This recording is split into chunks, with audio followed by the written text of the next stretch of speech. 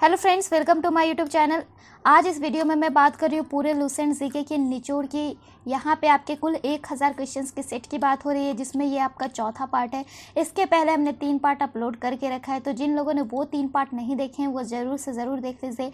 Link आपको नीचे description box में मिल जाएगा। और ये जो सभी क्वेश्चन है आपके आने वाले एग्जाम्स के लिए बहुत ही ज़्यादा इंपॉर्टेंट है। सभी कम्पिटेटिव एग्जाम में यहाँ से क्वेश्चन जरूर होंगे, फिर चाहे वो आपका SSC हो, रेलवे हो, IBPS हो, SI हो, या फिर पुलिस, या फिर ग्रुप D, या फिर कोई भी स्टेट लेवल PCS एग्जाम, सभी में एग्जाम में क्वेश्चन जरूर से ज़रूर पूछे जाएंगे।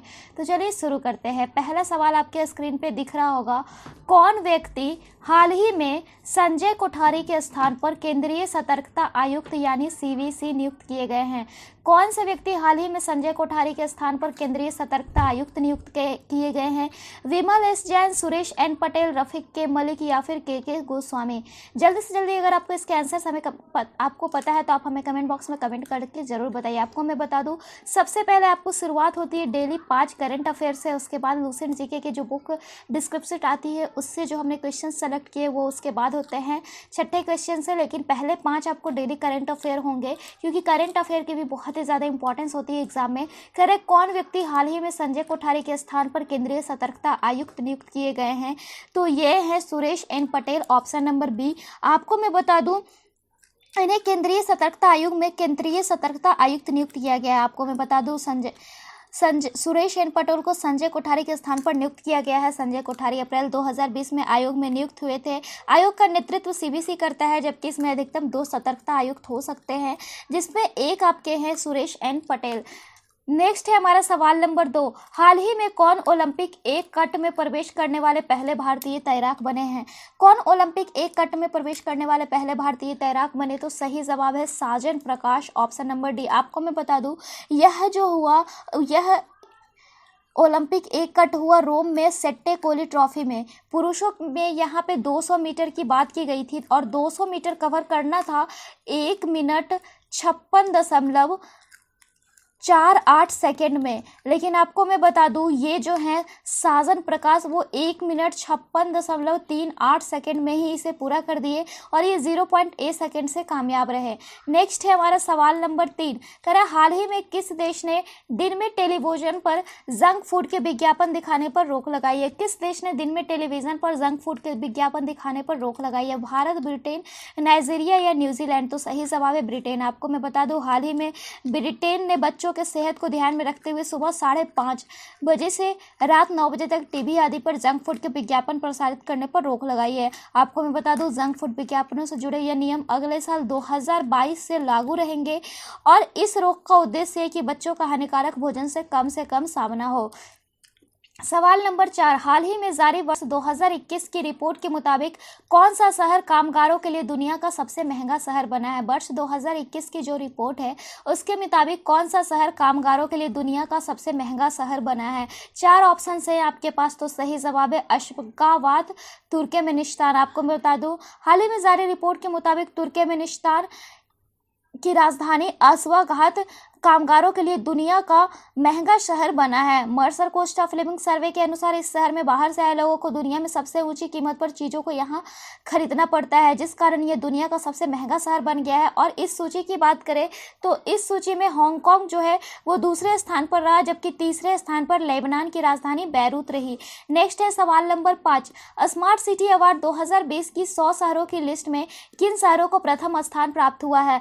स्मार्ट सिटी अवार्ड 2020 के अनुसार 100 शहरों की लिस्ट में बात करें तो इंदौर एवं सूरत को प्रथम स्थान प्राप्त हुआ है। आपको मैं बता दूं, अगर वर्ष 2019 में बात करें तो वर्ष 2019 में केवल सूरत अकेले था जिसे यह स्थान मिला था। इसमें मिशन के तहत 100 शहर चुने गए थे, जिनमें बिहार के भी 4 शहर चुने गए थे। स्मार्ट सिटी के चुनाव को लेकर मानकों को ध्यान रखा गया। इसमें सामाजिक पहलू, शासन, संस्कृति, शहरी पर्यावरण, स्वच्छता, अर्थव्यवस्था, पर्यावरण और जल जैसे कई मापदंड के आधार पर पुरस्कार दिए गए। नेक्स्ट है, अब बात कर लेते हैं लूसेंट जीके के क्वेश्चन की। सवाल नंबर 6, कुषाण वंश के प्रसिद्ध राजा का नाम बताइए। कुषाण वंश के प्रसिद्ध राजा कौन थे? कनिष्क, पुलकेशिन या फिर हर्ष या विक्रमादित्य? तो सही जवाब है कनिष्क। आपको मैं बता दूं, इनके राज्यारोहण की तिथि 78 ईस्वी रही, जो कि भारत में शक संपत्ति की सूचक है। नेक्स्ट है सवाल नंबर 7, बौद्ध धर्म का संरक्षक कुषाण शासक कौन था? कौन सा कुषाण शासक बौद्ध धर्म का संरक्षक था? कौटिल्य, अशोक, विक्रमादित्य या कनिष्क। तो सही जवाब है कनिष्क, ऑप्शन नंबर डी। आपको मैं बता दूं कनिष्क के काल में ही कश्मीर के कुंडलवन नामक स्थान पर चतुर्थ बौद्ध संगीति का आयोजन किया गया। आपसे पूछा जाएगा चतुर्थ बौद्ध संगीति का आयोजन कहाँ किया गया, तो कश्मीर के कुंडलवन में। किनके शासनकाल में, तो कनिष्क के शासनकाल में। और इसकी अध्यक्षता किसने की, तो प्रसिद्ध बौद्ध विद्वान वसुमित्र ने की थी तथा अश्वघोष इसके उपाध्यक्ष बनाए गए। और कनिष्क के समय में ही बौद्ध धर्म दो संप्रदायों में बट गया। तो यह भी सवाल पूछा जाता है किनके समय में बौद्ध धर्म दो संप्रदायों में बटा, तो कनिष्क के समय में, एक हीनयान तो दूसरा महायान। नेक्स्ट है सवाल नंबर 8। दूसरे एंग्लो मैसूर युद्ध में गवर्नर जनरल कौन था, दूसरे एंग्लो मैसूर युद्ध में गवर्नर जनरल कौन था, Lord Wellesley, Lord Cornwallis, sir John Shore या वारेन हेस्टिंग्स।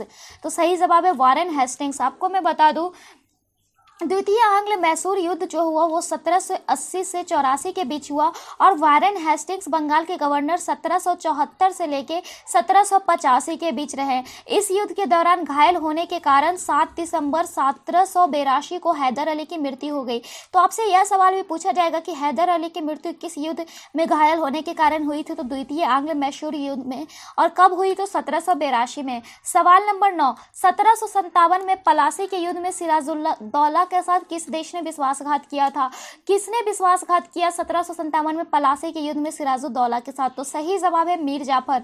आपको मैं बता दूं 23 जून 1757 की बात है। 23 जून 1757 को पलासी का युद्ध हुआ। इसमें सिराजुद्दौला के साथ मीर जाफर ने विश्वासघात किया था। इस युद्ध में मीर जाफर नवाब का सेना नायक था और इस युद्ध के बाद कंपनी को 24 परगने की जमींदारी भी प्राप्त हुई। नेक्स्ट है सवाल नंबर 10। आपको कुछ घटनाक्रम दिए गए हैं, आपको बोल रहा है इसे कालानुक्रम में कौन सा सही है उस तरीके से सजाइए। The Cripps mission, the Cripps mission की बात करें तो यह 1942 में आया था। सविनय अवज्ञा आंदोलन की शुरुआत 1930 में हुई और द कैबिनेट मिशन प्लान की बात करें तो 1946 में। अब आपको बोल रहा है इसे कालानुक्रम में सजाइए, तो सबसे पहले सविनय अवज्ञा आंदोलन आया, उसके बाद द क्रिप्स मिशन आया, उसके बाद द कैबिनेट मिशन प्लान, यानी ऑप्शन नंबर बी। सवाल नंबर 11।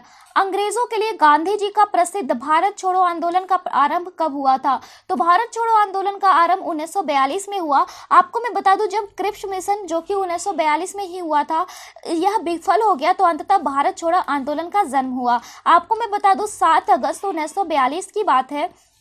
बंबई के ऐतिहासिक ग्वालियर टैंक में अखिल भारतीय कांग्रेस कमेटी की वार्षिक बैठक हुई जिसकी अध्यक्षता अबुल कलाम आजाद ने की और इसमें भारत छोड़ो आंदोलन की पुष्टि हुई। उसके बाद 8 अगस्त 1942 की बात है, प्रस्ताव स्वीकार कर लिया गया और 9 अगस्त 1942 की बात करें तो भारत छोड़ो आंदोलन आरंभ हो गया।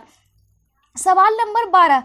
एक रीट किसके द्वारा जारी की जाती है, एक रीट किसके द्वारा जारी की जाती है, तो यह इन चारों ऑप्शंस में अगर बात करें तो किसी भी उच्च न्यायालय के द्वारा, ऐसे बात करें तो यह सर्वोच्च न्यायालय के द्वारा अनुच्छेद 32 के तहत, जबकि उच्च न्यायालय के द्वारा अनुच्छेद 226 के तहत जारी की जाती है। सवाल नंबर 13। संपत्ति के अधिकार को मौलिक अधिकार की सूची से किसके शासनकाल के दौरान हटाया गया था, तो आपको मैं बता दूं यह हटाया गया मोरारजी देसाई की सरकार में। आपको मैं बता दूं 44वें संविधान संशोधन के द्वारा वर्ष 1978 में इसे हटाया गया और उस समय मोरारजी देसाई की सरकार थी और ये जनता पार्टी सरकार अस्तित्व में थी और मूल संविधान में संपत्ति का अधिकार अनुच्छेद 31 में मौलिक अधिकार में समाविष्ट था और इसे हटाकर विधिक अधिकार बना दिया गया। सवाल नंबर 14।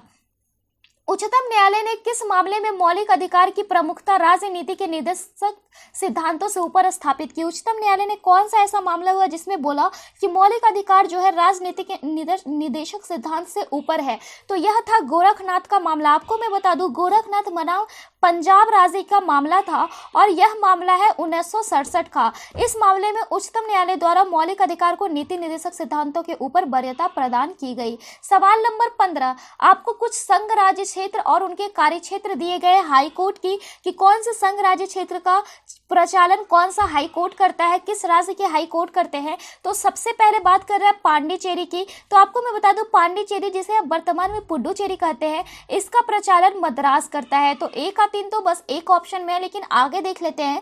अंडमान निकोबार द्वीप समूह की बात करें तो इसका प्रचालन कोलकाता, जबकि लक्षद्वीप की बात करते हैं तो इसका प्रचालन जो करता है वो कौन सा है, तो केरल, और दमन और द्वीप की प्रचालन मुंबई करता है। सवाल नंबर 16। भारत में आम चुनाव किस सिद्धांत पर आधारित है?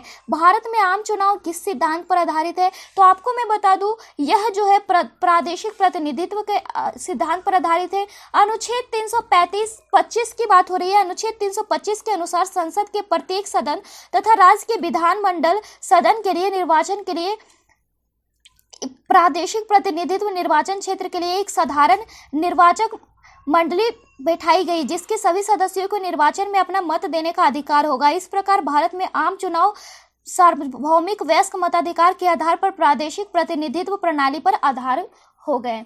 वहीं नेक्स्ट जो है सवाल नंबर 17, भारत की संसद द्वारा दल विरोधी कानून किस वर्ष में पारित किया गया?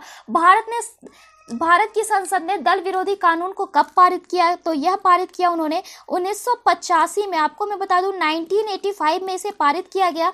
52वें संविधान संशोधन द्वारा राजनीतिक जो दल बदल होता है उस पर प्रतिबंध लगाया गया। जैसे कि एक नेता जो कभी उस पार्टी के होते हैं वो तुरंत दल बदल कर लेते थे, तो इसे हटाने के लिए, इस पर थोड़ा सा लगाम लगाने के लिए 52वें संवैधानिक संशोधन में 1985 में इसे जोड़ा गया। इस संशोधन के तहत संविधान में 10वीं अनुसूची को जोड़कर, आपको याद रखना है दल विरोधी जो कानून है वो 10वीं अनुसूची में है, यह भी सवाल पूछा जाता है। और 10वीं अनुसूची को जोड़कर दल बदल के आधार पर निर्हरता संबंधी उपबंध किए गए हैं।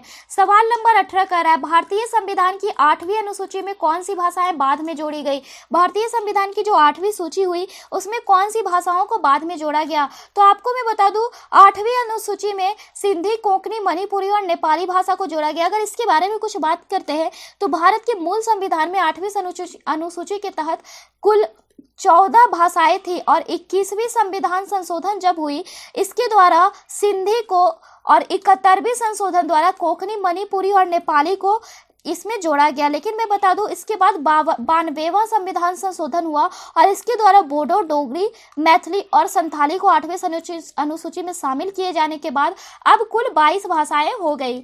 सवाल नंबर 19, कौन सा विषय केंद्रीय सूची में नहीं है? आपके 4 ऑप्शन से कर है कौन सा विषय केंद्रीय सूची में नहीं है।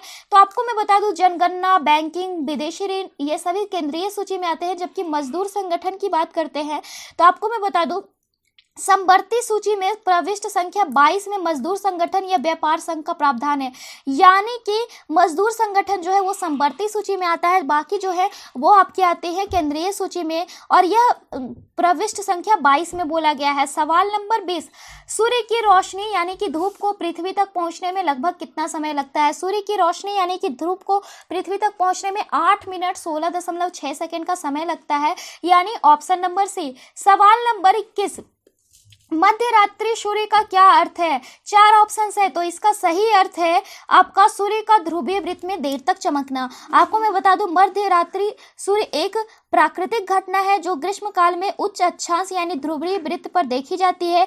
इस दौरान सूर्य इन अक्षांशों पर उस समय भी चमकता है जब पृथ्वी के अन्य भागों के मध्य रात्रि का समय होता है। सवाल नंबर 22, लघु ज्वार भाटा कैसे होते हैं? प्रबल, दुर्बल, मध्यम या अत्यंत प्रबल? तो आपको मैं बता दूं लघु ज्वार भाटा जो है दुर्बल होते हैं। अब आपको मैं बता दूं यह जो है सामान्य ज्वार भाटा से लगभग 20% नीचा होता है, जबकि जो दीर्घ ज्वार भाटा आता है वह सामान्य ज्वार भाटा से 20% अधिक ऊंचा होता है। सवाल नंबर 23, महासागरों की सतह पर सूर्य के और चंद्र के गुरुत्वाकर्षण से क्या बनती है?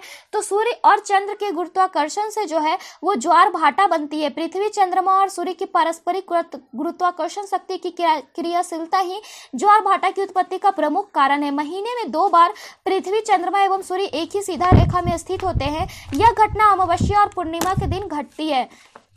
सवाल नंबर 24, मरीचिका किसका उदाहरण है? केवल प्रकाश के अपवर्तन का, केवल प्रकाश के पूर्ण आंतरिक परावर्तन का, प्रकाश के अपवर्तन और पूर्ण आंतरिक परावर्तन का, केवल प्रकाश के परिक्षेपण का। तो सही जवाब है ऑप्शन नंबर सी, प्रकाश के अपवर्तन और पूर्ण आंतरिक परावर्तक का। आपको मैं बता दूं मरीचिका जिसे हम अंग्रेजी में माइरेज भी बोलते हैं, इसे हम इंग्लिश में क्या बोलते हैं तो मिरेज बोलते हैं।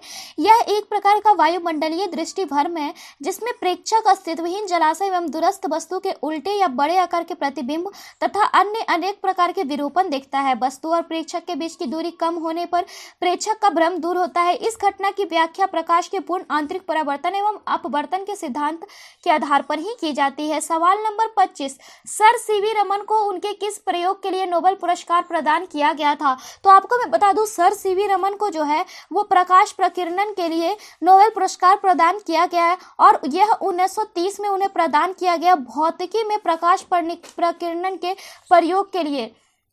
नेक्स्ट क्वेश्चन है सवाल नंबर 26, प्रकाश का वेग कितना होता है? तो प्रकाश का वेग होता है 3 × 10⁸ मीटर पर सेकेंड। आपको मैं बता दूं इसके बारे में किसने बताया था? तो डेनमार्क के एक प्रसिद्ध खगोलविद थे, डेनमार्क के खगोलविद थे ओले क्रिस्टेंसन रोमर। इन्होंने ही सर्वप्रथम वर्ष 1676 में बृहस्पति ग्रह के उपग्रहों की गति देखकर प्रकाश का वेग ज्ञात किया और उन्होंने बताया कि निर्वात में प्रकाश का वेग जो होता है 3 × 10⁸ मीटर पर सेकेंड होती है। सवाल नंबर 27, 3D फिल्में देखने के लिए प्रयुक्त चश्मे में क्या होता है? 3D फिल्में देखने के लिए प्रयुक्त चश्मे में जो होता है वो पोलराइज्ड होता है। आपको मैं बता दूं पूर्व में लाल हरे लाल नीले रंग के चश्मे का प्रयोग 3D फिल्में देखने के लिए किया जाता था, जबकि वर्तमान में पोलराइज्ड लेंसों तथा LCD चश्मों का प्रयोग किया जाता है। नेक्स्ट है सवाल नंबर 28, निम्नलिखित में से किस भौतिक मात्रा के युग्म के समान विमाएं होती हैं?